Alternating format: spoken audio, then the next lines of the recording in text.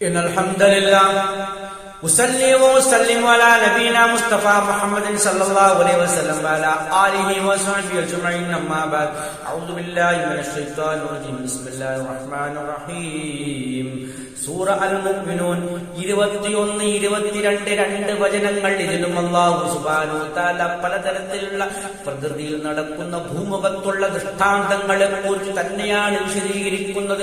അത്തരം ദൃഷ്ടാന്തങ്ങളെ കുറിച്ച് നിങ്ങൾ ചിന്തിക്കണം. അതിൽ നിങ്ങൾക്ക് ചിന്താപാഠമുണ്ട്. അതനുസൃതമായി നിങ്ങൾ അല്ലാഹുവിനെ മാത്രം ആരാധിക്കണം. അല്ലാഹുവിന്റെ സൃഷ്ടികളെ ആരാധിക്കാൻ പാടില്ല ഒരു നിലക്കും.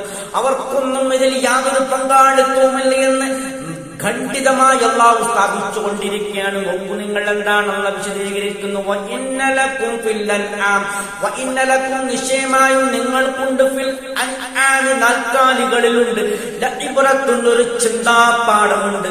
ഒരു ചിന്താപാഠമുണ്ട്. എന്താണ് ആ ചിന്താപാഠം? നുസ്കീകും നിങ്ങളെ നാം കുടിപ്പിക്കുന്നു മിമ്മാ ഫീ ബുതൂനിഹാ അതിന്റെ വയറുകളിൽ നിന്നും നിങ്ങൾക്ക് കുടിപ്പിക്കുന്നു എന്ന് പറഞ്ഞാൽ അതിന്റെ വയറുകളിൽ നിന്നും ഉൽപ്പാദിപ്പിക്കപ്പെടുന്ന പാല് നിങ്ങൾക്കല്ല കുടിപ്പിക്കുന്നു എന്നാണ് പറയുന്നത്. അത് മാത്രമല്ല, വലക്കും അതിൽ നിങ്ങൾക്കുണ്ട് ഫീഹാ ആ നാൽക്കാലികളിലുണ്ട് മനാഫിഉ കസീറുൻ ഒരുപാട് ഗുണങ്ങൾ വേറെയുമുണ്ട്. അത് അതിനുശേഷം അല്ലാഹു വിശദീകരിക്കുന്നു. വമിൻഹാ തൗകുലൂൻ അതിൽ നിന്നും നിങ്ങൾ ഭക്ഷിക്കുന്നു. ആ നാൽക്കാലികളെ അറുത്തുകൊണ്ട് അതിന്റെ മാംസം നിങ്ങൾ ഭക്ഷിക്കുന്നു. അതിന്റെ വയറുകളിൽ നിന്നും ഉൽപ്പാദിപ്പിക്കപ്പെടുന്ന പാല് നിങ്ങൾ കുടിക്കുന്നു. അത് മാത്രമല്ല, വേറൊരു സൂറത്തിൽ മറ്റൊരു ഭാഗത്തുള്ള വിശദീകരിച്ച പോലെ അതിന്റെ തോലുകൊണ്ട് നിങ്ങൾ വീടുണ്ടാക്കുന്നു, ടെന്റുകൾ ഉണ്ടാക്കുന്നു. അങ്ങനെ പലതരത്തിൽ വാഹനമായും ആ മൃഗങ്ങളെ നിങ്ങൾ ഉദ്ദേശിക്കുന്നു. അതാണ് അടുത്ത ആയത്തിൽ പറയുന്നത് അലൈഹ അതിന്മേലാണ്, അതിന്മേലാണ് എന്ന് പറഞ്ഞാൽ അതിന്മേൽ നിങ്ങൾ വാഹനമായി അതിന്റെ പുറത്ത് കയറി സഞ്ചരിക്കുന്നു. അലൽ ഫുൽക്കി അതുപോലെ കപ്പലുകളുടെ മേലും കപ്പലിലും നിങ്ങൾ സഞ്ചരിക്കുന്നു. കപ്പലിലും അതുപോലെ നാൽക്കാലികളിലും നിങ്ങൾ സഞ്ചരിക്കുന്നു.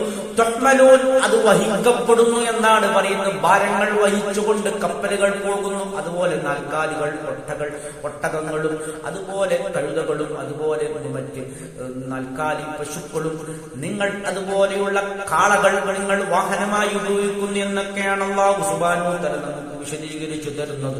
ഇത്തരം അനുഗ്രഹങ്ങളൊക്കെയും ഓർത്തുകൊണ്ട് നിങ്ങൾ അല്ലാഹുവിനെ മനസ്സിലാക്കണം. ഈ ദൃഷ്ടാന്തങ്ങളെ നിങ്ങൾ ഉൾക്കൊള്ളണം. അല്ലാഹുവിനെ മാത്രം ആരാധിക്കണം എന്നുള്ള ആ ഏകദൈവ സിദ്ധാന്തമാണ് അല്ലാഹു സുബ്ഹാനഹു വ തആല നമുക്ക് നിരന്തരം പഠിപ്പിച്ചു കൊണ്ടിരിക്കുന്നത്. ആഖിറു ദഅവാനാ അൽഹംദുലില്ലാഹി റബ്ബിൽ ആലമീൻ.